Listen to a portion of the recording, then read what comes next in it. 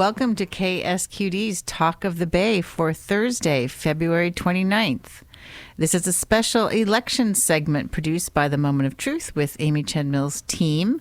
I am Amy Chen Mills, and today we have on our show Sean Dougherty, running for Congress in California District 19, which covers most of the territory in our K-Squid radio broadcast range from Santa Cruz to Monterey to Prunedale and beyond. But the congressional district stretches all the way down to Paso Robles and east into San Jose. Sean is running against Democratic incumbent Jimmy Panetta, first elected in 2016, an establishment Democrat whose father, Leon Panetta, served in the Clinton White House as chief of staff and as director of the Central Intelligence Agency under Obama, then as Secretary of Defense. Congressman Jimmy Panetta has not faced a serious primary challenge for years, although in 2020, Adam Bolaños-Scow ran as a Democrat and won 24,000 votes in rounded numbers, or 13% of the total vote. The GOP candidate won 20%, which I suppose is to be expected when we have 20% Republicans, 20 to 30 in this area. And Panetta won 67% with 122,000 votes out of a total of 183,000. This is in 2020. Heading into this primary election, Panetta faces challenges from Dougherty, running as a Green Party candidate, and the GOP candidate Jason Anderson, a software systems professional. As an important note, we have invited both Anderson and Panetta onto the show, and other Talk of the Bay hosts have been reaching out to Panetta's campaign as well, with no response. Welcome to our studio, Sean Dougherty. Hi, Amy. Thank you so much for having me. Yeah, thank you for being here. So yesterday, February 28th, you held a press conference to talk about Israel, Gaza, and historic drops of AIPAC, that is the American Israel Public Affairs Committee, AIPAC, funding to Jimmy Panetta in the last few months. Let's listen to this clip from your speech outside of Panetta's Santa Cruz office on the county courthouse steps. I think what matters is, why hasn't he been doing what the people of his district have been demanding of him? And I think the answer is money. I think it's that simple. Now, up until just about a week ago, our campaign was focused on the money that Jimmy Panetta has been taking from weapons manufacturers. And looking at the filings on the Federal Election Commission's website, we were able to identify at least $200,000 that he's taken from weapons manufacturers. And I must emphasize, this is just a minimum. Oftentimes, these contributions are obscured. On December 31st, 2023, just a couple months ago, in the middle of the bombardment of Gaza, Jimmy Panetta received a donation of $143,000 from the American Israel Public Affairs Committee, PAC. Now, everybody understands that's a big amount of money, but let me help you understand just how big that is, how significant this donation was. This was the biggest donation that Jimmy Panetta has ever received in his entire career, his entire congressional career, as far as we can identify looking on the FEC website. So big, in fact, it's almost twice the size of the second biggest donation he's ever received. It was also the biggest donation the AIPAC has ever given, as far as we could find on the FEC website. And again, twice as big as the second biggest donation they had ever given. Twice as big as what they had given the entire Republican National Committee. And guess what Jimmy Panetta's third biggest ever campaign donation was? AIPAC PAC 2 weeks ago. Oh. I'm not kidding, 2 weeks ago. AIPAC is demanding this war continue indefinitely. Jimmy Panetta will never call for a ceasefire. He is beholden to special interests. That was Sean Dougherty speaking on the county courthouse steps in Santa Cruz, California. Sean is running for Congressional District 19, and he's running against someone who is perceived to be very entrenched. You talked about this money from AIPAC. I was reading in The Lever an article by Amos Barshad, who's a senior reporter for The Lever, that AIPAC since October 7th has received record levels of donations. And so far, they have accumulated $90 million to both promote candidates that they support, to attack candidates that they don't support, and to continue the war. They are essentially anti-ceasefire, as we probably all know. Interestingly, 13 Jewish Congress members, Jamie Raskin and Dan Goldman included, are calling for a temporary ceasefire now in a letter to Joe Biden. Hostage release, humanitarian aid and relief, and an end to the violence is what they say. So I don't know what that means in terms of temporary. But do you want to speak to why you think, I mean, that's huge to have more money than AIPAC has given to the entire RNC to one congressperson running in our district. How are you making sense of this? Well, first, let's be clear. We're talking about AIPAC PAC. AIPAC PAC, that's I just right. want to be accurate. And it is, when we talk about these amounts, we're talking about single donations. So it's a little confusing. I just want to make sure if people want to fact check this and they go on fec.gov, they aren't surprised by anything. So what I'm saying is the single biggest donation they gave in a filing on a single day, that's what they gave, the $143,000, and then they gave the RNC something like $78,000. I can't remember the exact number. Why are they doing that? Oh my goodness, Amy, I wish I knew the answer. I wish there was some way that we as constituents could call for an investigation. I mean, I would like to know what was said behind the scenes, because I imagine this didn't just get dropped into his campaign bank account with any kind of conversation preceding it. Yeah. I mean, one of the obvious reasons is because you are calling for a ceasefire. You have, because of your stance on Israel and Gaza, you have support from the Muslim community, the Arab community in this district, from what I understand.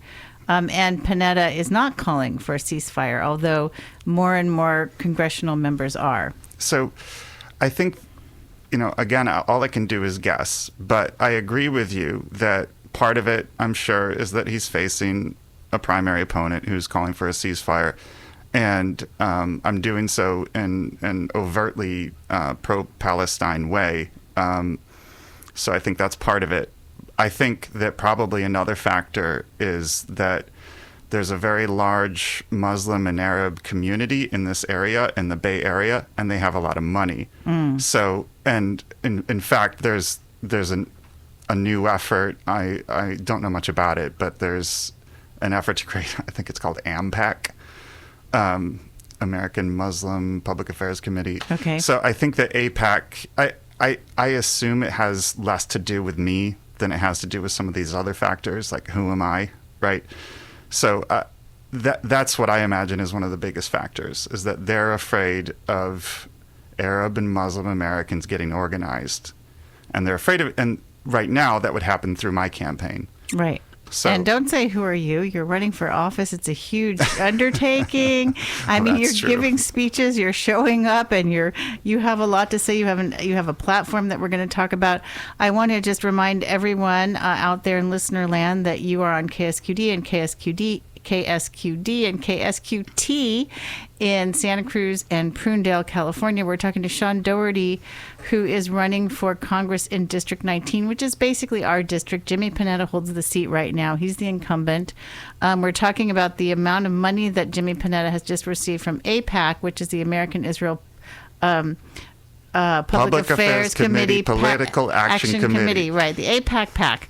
And I just want, we have Rose Aguilar on the mornings here on KSQD, and she's been reporting on some of this as well from the publication Lever, who is interestingly founded by, you were telling me, the person who produced or David wrote Sirota, who's a co-writer in Don't Look Up. And Don't Look Up, and he's also done some other TV shows. I think he was a staffer for Sanders at one point. For Bernie Sanders. He was a speechwriter for Bernie Sanders. That's what it was. So it's a publication called Lever, and it's about tracking the money, keeping people accountable.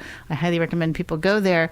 And this writer who wrote an article in the Lever, let me see if I have his name, Amos Barshad, was talking about another district in Michigan, the 11th district, where a Jewish man, Andy Levin, past president of a synagogue, was running on a ceasefire platform, And AIPAC, I don't know, because AIPAC has several things going on. They have AIPAC, they have AIPAC, and they have this new thing called United Democracy Project, which is it's like a super PAC. So you don't know who's donating, and they don't have to reveal anything, as far as I understand it. And they put $3.9 million into this race. Wow. $3.9 million to support Haley Stevens. You're talking about a primary right now, like this cycle? I believe so, yes. Wow. Just recently, yes. Wow. So it was Andy Levin versus Haley Stevens. They were neck and neck until this money came pouring in. And I hate to break it to you that you might be facing this kind of money. I mean, especially probably. Well, of course, I knew that would happen regardless going into this race, that he would have millions to throw at me. Right. And I want to also mention that you had other people at your press conference. You had Nora Hochman, who's a Jewish former labor organizer who is very concerned about what's happening in Israel and Gaza and doesn't want this to be happening in her name. Also, Dr. Ali Mohammed, who's a Palestinian Arab. An Arab doctor who was talking about how many protests are happening. Like, people are shutting down bridges, the Bay Bridge, the Golden Gate Bridge. They're showing up for Biden in San Francisco and blocking the streets and getting arrested, and all kinds of stuff is happening almost on a daily basis, and you're not hearing much about it, honestly, in the mainstream media. I just want to acknowledge that there were others there that were talking about the human side of all of this. And do you have any comments? I mean, 30,000 people have been killed as of today is what I heard, right? In Gaza, including 70% women and children. Of course, journalists, aid workers. Reports right now are that 2.2 million people are in danger of starvation in Gaza currently. And then funding to the UNRWA, the United Nations Relief and Works Agency, has been cut from major Western nations. While at the same time, the Wall Street Journal recently reported on U.S. intelligence reports that indicate evidence for UNRWA participation in the October 7th attacks is not strong. Right. Israel has not released that evidence. And here are just a couple of little factoids, and then you can comment.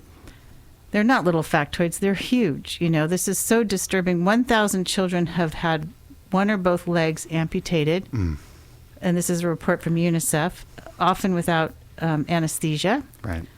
There's a new acronym coming out of Gaza, WCNSF, which stands for Wounded Child, No Surviving Family. Yeah. So many orphans now who have lost both parents in this war. Is this a central platform of yours? Of course. Oh, yeah. I mean, if you go on my campaign website, seanforpeace.org, we hit you on the first screen with our demand for a permanent ceasefire in Gaza. And we use the word genocide. We say stop the genocide because I think it's clear at this point that's what it is.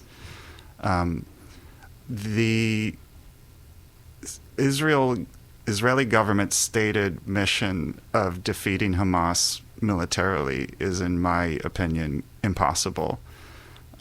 Just as with the U.S. war on terror, you can't fight terrorism with bombs. If you drop bombs on a civilian population, you radicalize the family members who survive, right? Yeah. If some kid sees his mom and dad buried under rubble, what do you think that kid is going to grow up wanting to do? They're going to want to get revenge on the people that did that to their family. So it's faulty logic. It's not going to work. I mean, I can't know if they really believe they're going to do that. Are they that delusional? Or is this actually an effort to further encroach on Palestinian land? Is this an effort to simply push the Gazans out of Gaza? And we're hearing that from the right wing in Israel. We're hearing, they've already had conferences with design plans for buildings in Gaza, and we can feel this push to want to push refugees out into Egypt. I understand Egypt is almost already making space, and so it to me that doesn't seem fantastical. No, I don't think so. But that's why I make a very simple demand for an immediate ceasefire, and I think that the way that we achieve the ceasefire. People say, well, Biden, Blinken, behind the scenes, they're trying to get this ceasefire. I don't believe that for a second, because if they really wanted a ceasefire, they would just cut off military aid to Israel, which, by the way, we are obligated to do, in my opinion, under international law. You know, the United Nations Genocide Convention says that it is a violation of that convention to provide weapons to an agent that is committing a genocide. So we're required to stop sending weapons. It's that simple. Wasn't there a State Department official who left due to what he saw as violations of a particular act or some regulations on that aid that have to do with how that aid is used? That happened sort of early on in all I of vaguely this. remember that story. I don't remember the details. Yeah, I wish I had his name. We are talking to Sean Dougherty, who is running for Congress in our district, District 19. Currently, this position of congressperson is held by the incumbent, Jimmy Panetta. If you want to ask Sean a question, feel free to call in at 831-900-5773, 831-900-5773, or you can text that number, or you can email us at onair@ksqd.org. I just want to take a moment and say that, you know, at Moment of Truth with Amy Chen Mills, we've been covering the ceasefire resolutions that were offered and put forward at our city council meetings. And we had, I was there, we had 200 to 300 people at those council meetings. Mm-hmm. To me, it was like a historic number of people. And we covered this on an episode called Is There Hope for Lasting Peace? Posted January 20th with Dr. Abouleish Izzeldin, who is the Palestinian author of I Shall Not Hate. He lost 2 daughters before leaving Gaza and 22 family members since October 7th. And I guess I'm bringing this up because there were so many people who showed up, and then we should move on from this topic and cover some of your other ideas and proposals. But I've just felt like, what is the percentages? Like, it felt like a lot of people showed up, and yet it all felt very dismissed in our community, in the mainstream media. It felt like, oh, this was just a bunch of rabble-rousers and radicals showing up, and then at the end they were so upset, and so then that sort of colored the whole thing as like, these are not, you know, reasonable, rational people. And yet I was there and I saw how upset people were, and a lot of Jewish people, honestly. And are you yourself Jewish? You were saying I have Jewish family through marriage. Okay. Right. And you're saying that's been difficult. Oh, yeah. Yeah. No, I've got a first cousin living in Tel Aviv. Yeah. And, you know, I was very upset when October 7th happened. I was concerned for his safety. But I only had a little bit of conversation with my family, with my Jewish family, about what's happening, because it was clear very quickly that we weren't going to see eye to eye. Yeah. But I do want to comment about the mainstream media's coverage of this. Something that really stands out in my memory is when there was a very large protest in D.C. I don't remember the exact number, but it was in the hundreds of thousands of protesters. And if it was covered at all by the big outlets like NBC, CNN, etc., they had these photos like close up of 4 people in frame to make it appear that it wasn't very well attended, to make it look weak. I think there's a lot of that going on. But what is the reality in terms of polling that you've looked at? Yeah, well, consistently we see very strong support amongst Democrats specifically, and that's why it's so amazing to see Panetta refusing to call for a ceasefire, because this is an overwhelmingly Democratic district. His constituents want a ceasefire. 4 out of 5 Democrats, according to a recent Data for Progress poll conducted this month, 4 out of 5 Democrats support a ceasefire. 2 out of 3 Americans support a ceasefire. A majority of Republicans support a ceasefire. Like, this is not a fringe position to be calling for a ceasefire. It is the mainstream position to be calling for a ceasefire. Yeah. And I know you're not a one-note samba, and I want to talk a little bit about, a few things. Money in general, campaign finance. Tell me how much you have heard that the incumbent has raised, your other Republican opponent, and yourself. So I know the Panetta campaign has something like $3 million cash on hand. I don't know how much he raised this primary. I don't want to say a number that's totally wrong, so I'm not going to say. I know that the Republican has, as of the last I heard a couple weeks ago, $650 and my campaign has raised about $11,500. So not even close. I really would love to know what he needs that money for. Mm-hmm. I mean, nobody can come even close to Panetta in fundraising. Yeah. So what? And actually, my wife and I were looking through some of the FEC filings to see what he was spending his money on. And this primary so far, he spent most of his money on fundraising consultants. Interesting. Well, maybe he's getting a big strategy together, and unfortunately he's not here to talk about it. But I am talking to Sean Dougherty, who is running for Congress in California, District 19.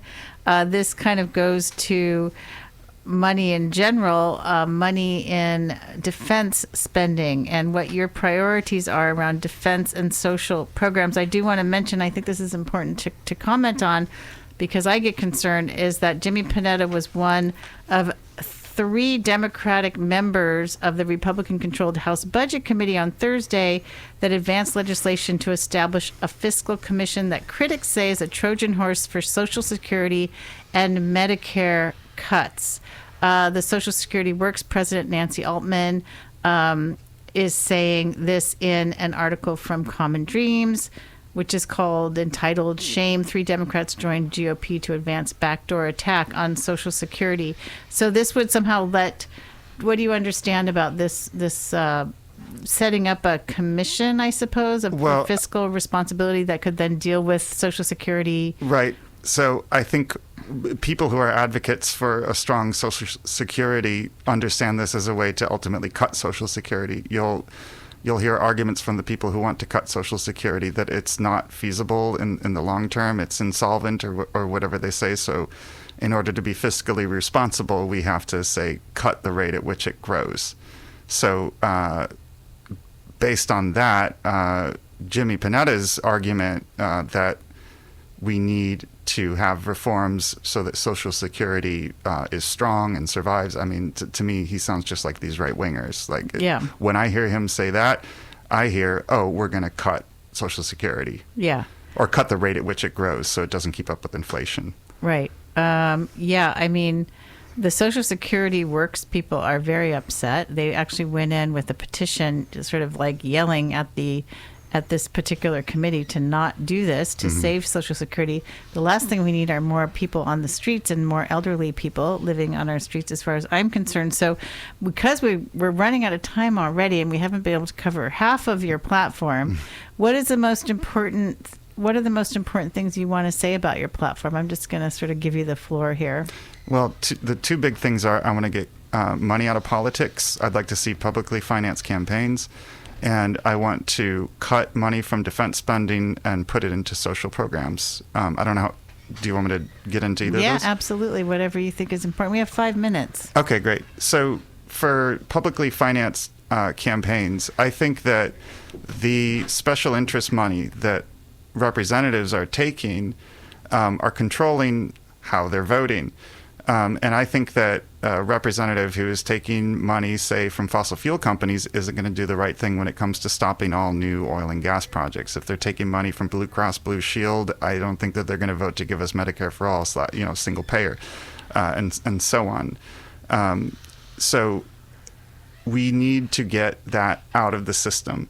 And, another thing is that from what I've heard, representatives spend most of their time dialing for dollars. They're not spending time thinking about and working on legislation. They're calling up donors trying to get money for the next election cycle. So I think there would be a lot of benefits to having a public finance system for the elections. Absolutely. And so as to my platform, what I would like to do is dramatically cut the defense budget. We could cut our defense budget by 50%, and we would still have the biggest defense budget in the world by a lot. We would still be 50% bigger than the next biggest one. And that money that we cut could give us paid family and medical leave, medical debt forgiveness, housing for all, debt-free college. And by debt-free, I mean it would cover both tuition and room and board at 4-year universities. Yeah. And then after all that, we would still have about 25% of that defense budget remaining after those programs I just listed. Yeah. And so I would say let's put that into a single-payer healthcare system. Yeah. And that would be like taking money away from, I guess, Raytheon and all these different companies, which we actually saw. It was like October 8th. All of a sudden, these stocks shot up. Exactly. It was crazy. I saw the graphs. That's right. And that's why, you heard in that clip from my press conference yesterday, that's how I had been understanding Panetta's position on Gaza. I thought he's not calling for a ceasefire because his big donors are making profits off of Gaza. But now, and I think there is truth to that. I think that is part of what's going on. But I think the AIPAC money is clearly significant. Yeah, I mean, I wonder, his father was a CIA director and defense secretary. I mean, is he talking to his dad? And I'm not assuming that there's anything nefarious happening. We have a phone call. Well, we have like 3 minutes. Possibly we could take one question. We'll see what this caller has to say. We are talking to Sean Dougherty, running for Congress in California, District 19. I wanted to talk to you about...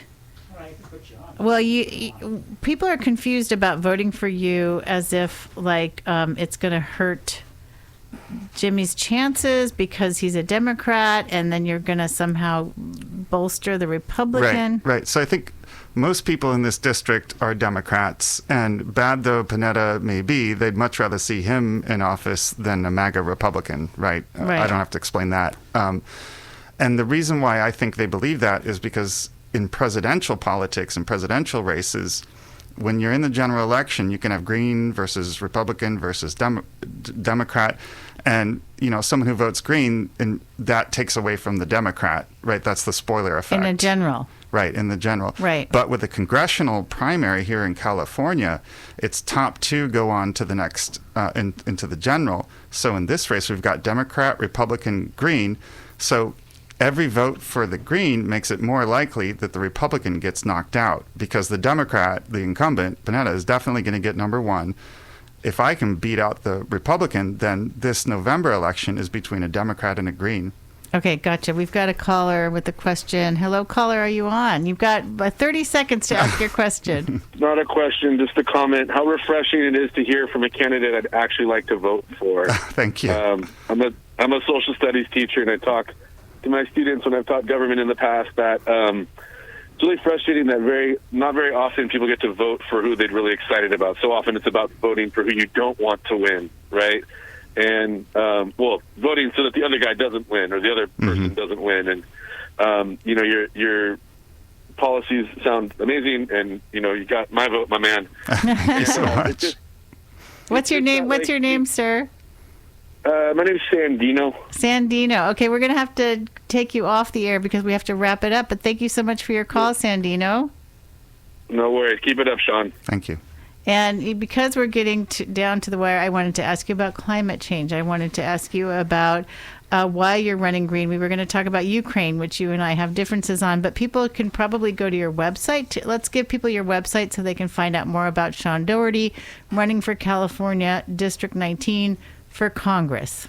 SeanForPeace.org. That's spelled SEANFOR, peace.org. Thank you so much for coming on to KSQD. Sean, we appreciate it very much. Thank you for having me.